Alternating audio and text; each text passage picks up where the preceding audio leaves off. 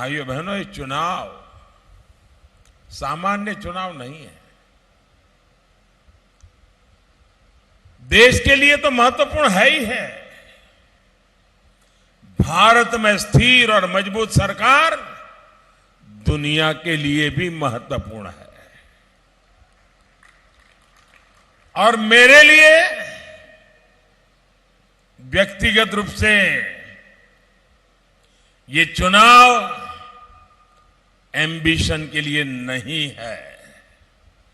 वो एम्बिशन तो 2014 में देश की जनता ने पूरा कर दिया। 2024 का ये चुनाव मोदी के एम्बिशन के लिए नहीं, मोदी के मिशन के लिए है। और मेरा मिशन है देश के उज्जवल भविष्य का। मेरा मिशन है देश को आगे ले जाने का। लेकिन कांग्रेस का एजेंडा क्या है?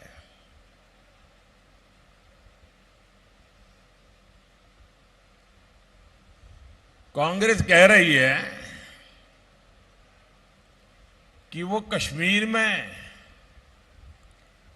जो मैंने आर्टिकल 370 खत्म कर दिया, वो कहते हैं कि 370 हम फिर से लागू करेंगे।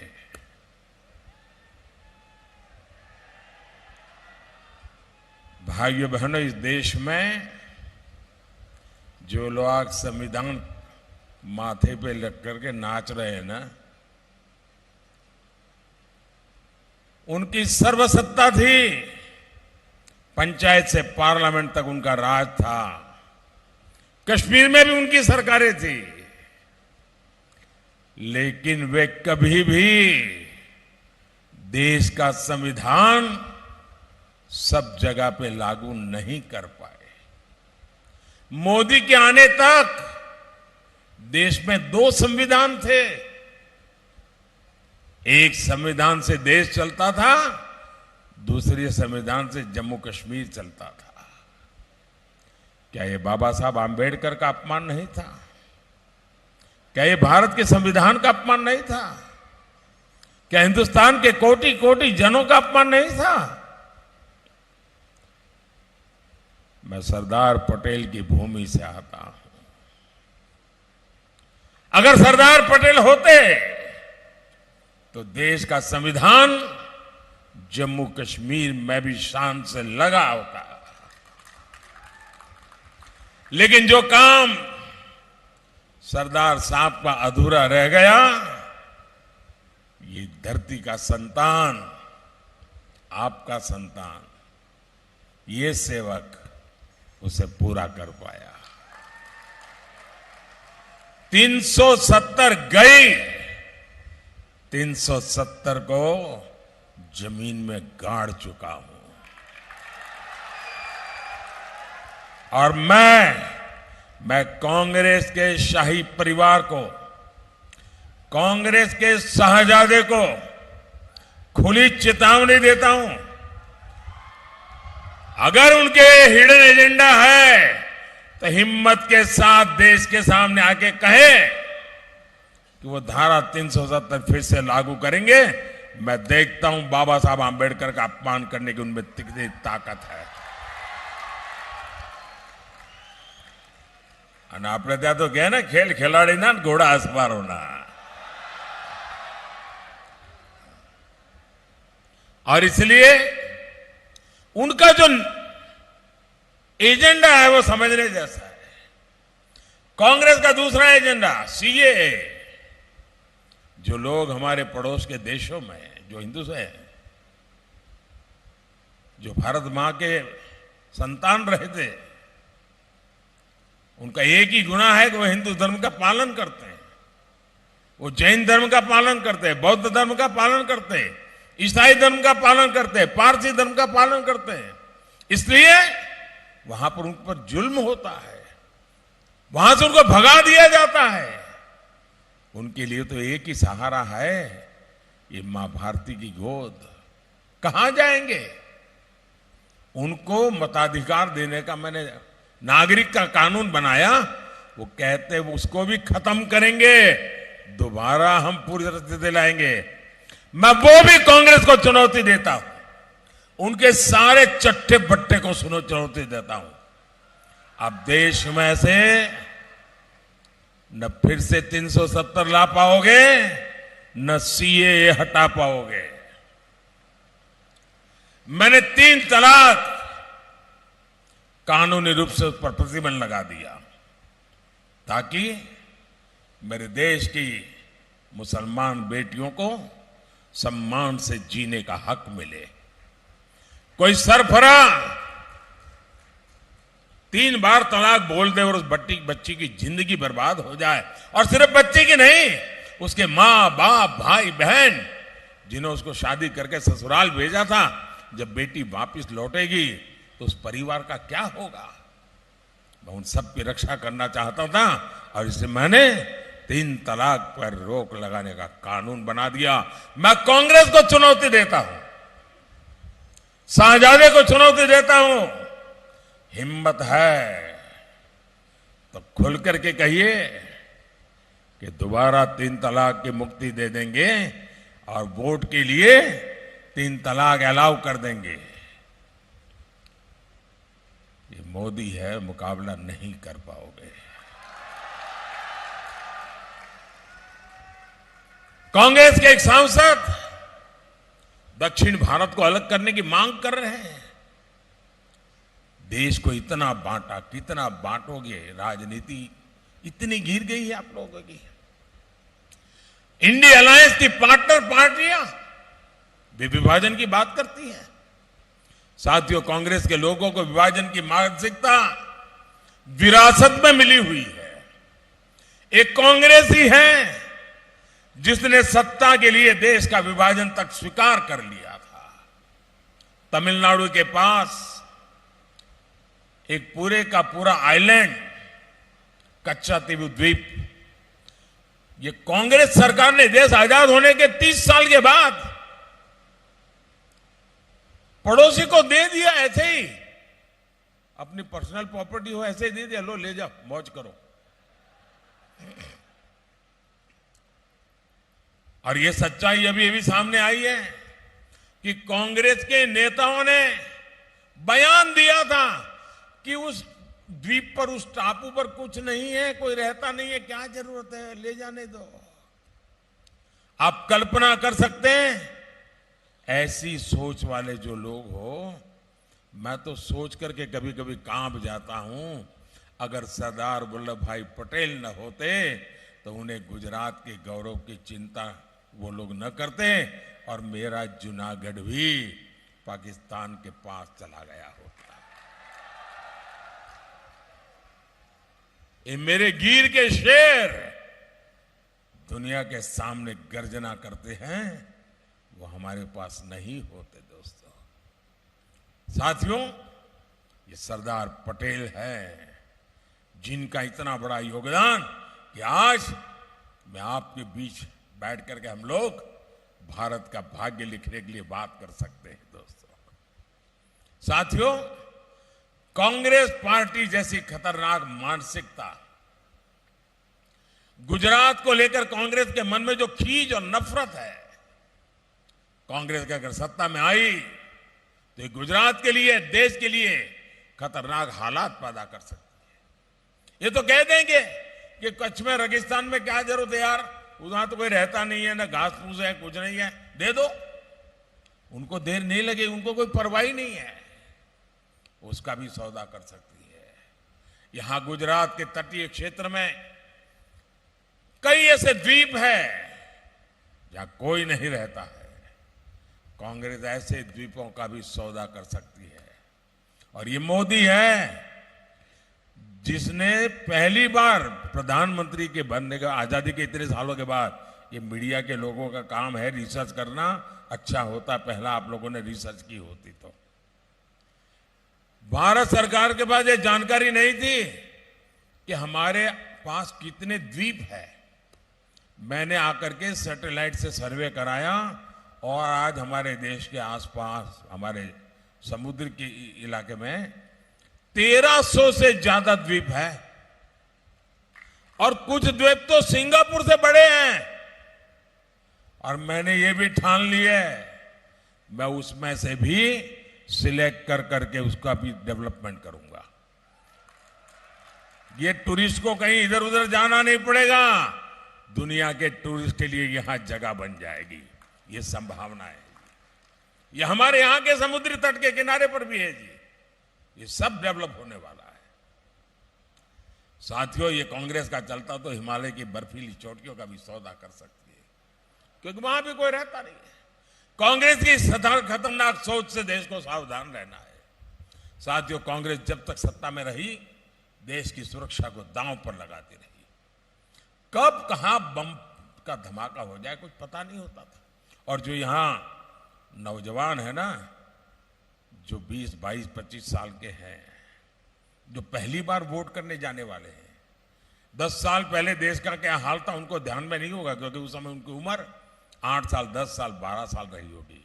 आपको याद होगा, हवाई जहाज में जाओ, एयरपोर्ट पर जाओ, रेलवे स्टेशन पर जाओ, बस स्टेशन पर जाओ, माइक पर से सूचना आती थी 24 घंटे कि अगर आपको कहीं कोई लावारिस चीज दिखाई दे तो हाथ मत लगाना।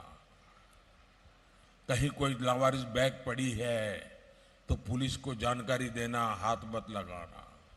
कहीं कोई टिफिन का डिब्बा है, कहीं कोई बड़ा खिलौना पड़ा है, हाथ मत लगा। क्यों? डर रहता था बम का धमाका होगा, उसमें बम रखा होगा। ये सूचनाएं 2013-14 तक चलती रहती थी। गुजरात के इस बेटे को आपने बिठाया ना, ये खबरें बंद हो गई कि नहीं हो गई? कभी कभी पढ़ा सुना क्या? लावारिस लावारिस लावारिस को सुना क्या? वही लावारिस हो गए जो लावारिस की कथाएं करते थे। साथियों, सीमा पार से गोलीबारी होती थी। हमारे सैनिकों को जवाबी फायरिंग के लिए दिल्ली से इंतजार करना पड़ता था। जवान शहीद होते थे, लेकिन कार्रवाई के लिए दिल्ली परमिशन नहीं देता था। कांग्रेस सरकार पहले पाकिस्तान परस्त गिरोह को और देखती थी, उनके इशारों पर देश के फैसले होते थे। वो इकोसिस्टम आज मौके की तलाश में है कि कांग्रेस आए तो उनके जीवन में फिर से एक बार बहार आ जाए। लेकिन क्या देश ऐसे दिन फिर से आने देगा? क्या देश ऐसे दिन फिर से देखना चाहता है? क्या ऐसे लोगों को फिर से एंट्री मिलेगी क्या? और इसलिए आप देखिए, सोशल मीडिया पर उनकी बेचैनी देखिए।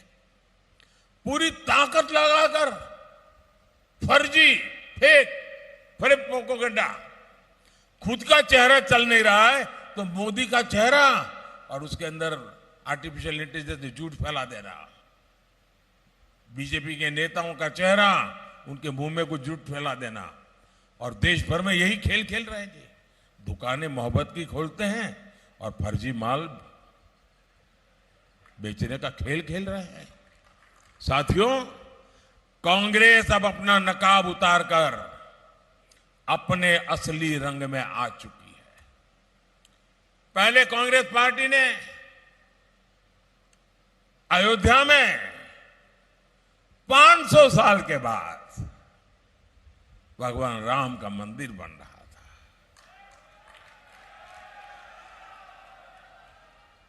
आजादी के 75 साल बाद भी उन्होंने रोड़े अटकाने की कोशिश की, अदालतों में भी रोड़े अटकाए।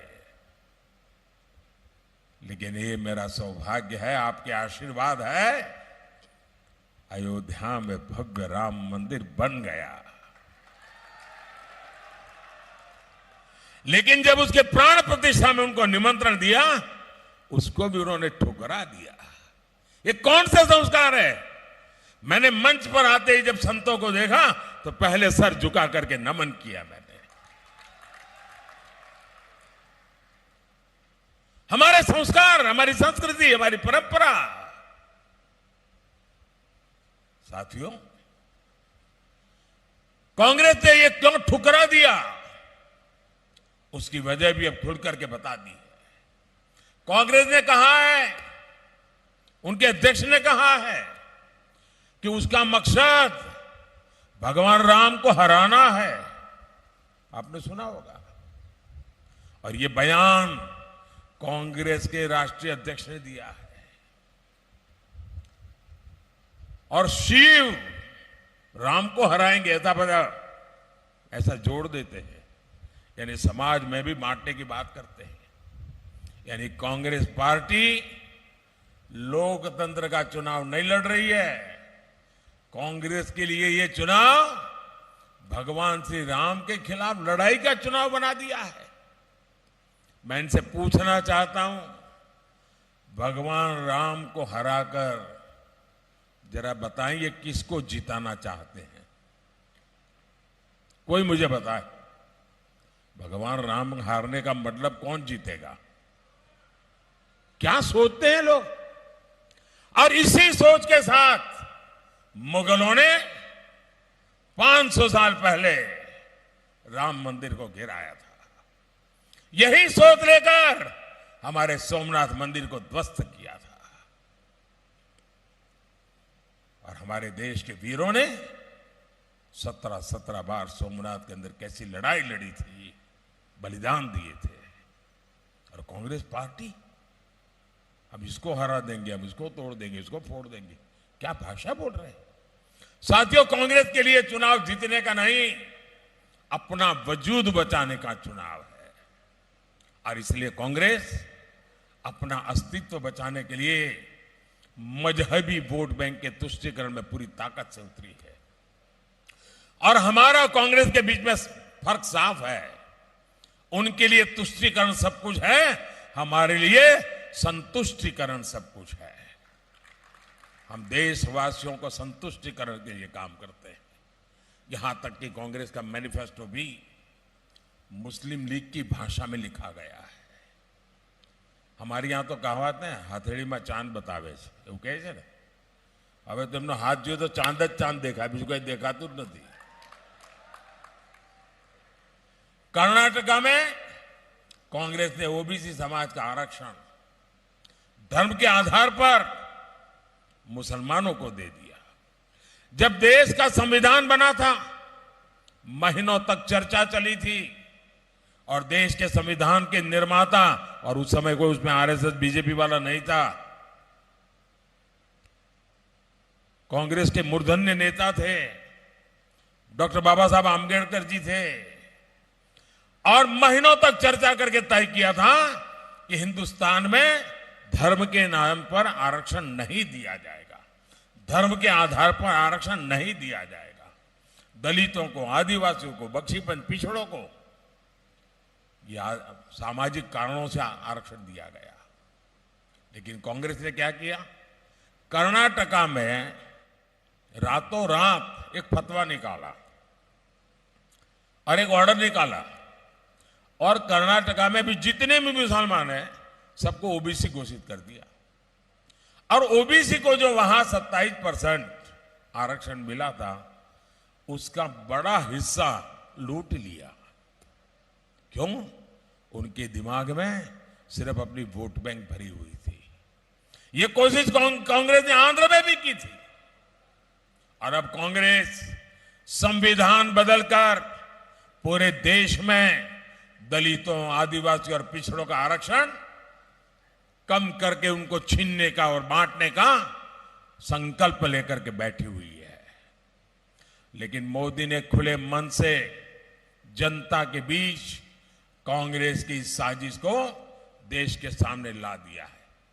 मैंने गारंटी दी है कि एससी, एसटी, ओबीसी को मिले आरक्षण को, सामान्य समाज के गरीबों को मिले हुए आरक्षण को अब कोई भी हाथ नहीं लगा सकता।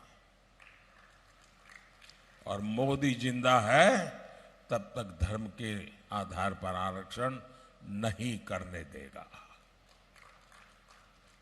भाई और बहनों, मैं पिछले 9 दिनों से कांग्रेस को 3 चुनौतियां दे रहा हूं। मेरी पहली चुनौती है कांग्रेस लिख करके दे कि वो देश में संविधान बदलकर धर्म के आधार पर मुसलमानों को आरक्षण नहीं देगी। मेरी दूसरी चुनौती है कांग्रेस लिख करके दे कि वो एसटी, एससी, ओबीसी और सामान्य समाज को जो 10% गरीबों को मिलता है, संविधान से मिला आरक्षण का अधिकार नहीं छीनेंगे। मेरी तीसरी चुनौती है कांग्रेस लिख करके दे कि जिन राज्यों में कांग्रेस की सरकार है वहां वो कर्नाटका का जो मॉडल है ओबीसी को काट करके धर्म के आधार पर आरक्षण देने का, वो किसी भी अपने साथियों की सरकारों में, राज्यों में इस प्रकार का पाप नहीं करेंगे। ये देश को लिख करके दे। मैं लगातार बोल रहा हूं, चुप बैठे हैं, मतलब उनका ये हिडन एजेंडा है, मतलब उनकी सोच में कोई खोट है। और इसलिए मैं आपको चेताने आया हूं कि हम ये पाप उनको नहीं करने देंगे। और कांग्रेस मेरी चुनौतियों से भाग रही है, और कांग्रेस जैसे ही वो कुछ भी बोलेगी, कांग्रेस का हिडन एजेंडा सामने आ जाएगा। साथियों, जूनागढ़ समेत ये सारा क्षेत्र हमारा समुद्री तट का इलाका है। मैं समझता हूं देश के विकास में कोस्टल इकोनॉमी की बहुत बड़ी भूमिका है। हम ब्लू इकोनॉमी पर बल दे रहे हैं। कांग्रेस जब तक यहां रही उसने गुजरात के तटीय क्षेत्रों का विकास की तरफ अनदेखा किया। हमारी सरकार ने पहली बार गुजरात की कोस्टल इकोनॉमी को समृद्ध बनाने की दिशा में काम किया। ये भाजपा ही सरकार है जिसने पहली बार मछुआरों को किसानों की तरह किसान क्रेडिट कार्ड की सुविधा दी। हम लगातार तटीय इलाकों में इंफ्रास्ट्रक्चर के विकास पर फोकस कर रहे हैं। सूत्रापाड़ा, माडवाड़ा, नवल बंदर और वेरावल पोर्ट, इसको हम डेवलप कर रहे हैं। 22 हेक्टेयर में 7,000 से ज्यादा नावों की क्षमता वाला फिशिंग हार्बर तैयार किया जा रहा है। ऐसे ही प्रयासों से पिछले 20 वर्षों में गुजरात का मछली निर्यात 8 गुना से अधिक बढ़ गया है। आज गुजरात जापान को भेजी जाने वाली सुरीमी का प्रमुख उत्पादक है। अब बीजेपी ने अपने संकल्प पत्र में मछुआरों की आर्थिक समृद्धि की गारंटी दी है। हमारा संकल्प है कि पीएम मत्स्य संपदा योजना का विस्तार करेंगे। हमारा संकल्प है कि मछुआरे भाई बहनों के लिए बीमा कवरेज मिलेगा। हम उसको बढ़ाना भी चाहते हैं। हम प्रोडक्शन और प्रोसेसिंग क्लस्टर भी बनाएंगे और सीवीड की खेती को भी बढ़ावा देंगे। यानी देश की आजादी के बाद हमारे समुद्री तट थे, इतना बड़ा समुद्री तट हिंदुस्तान का, लेकिन अलग फिशरमैन के लिए मिनिस्ट्री नहीं थी। पहली बार बीजेपी ने मछुआरों के लिए अलग मंत्रालय बनाया है, क्योंकि हम ब्लू इकोनॉमी को, मछुआरों के जीवन को, हमारे कोस्टल को हर प्रकार से डेवलप करना चाहते हैं, उनके जीवन में बदलाव लाना चाहते हैं।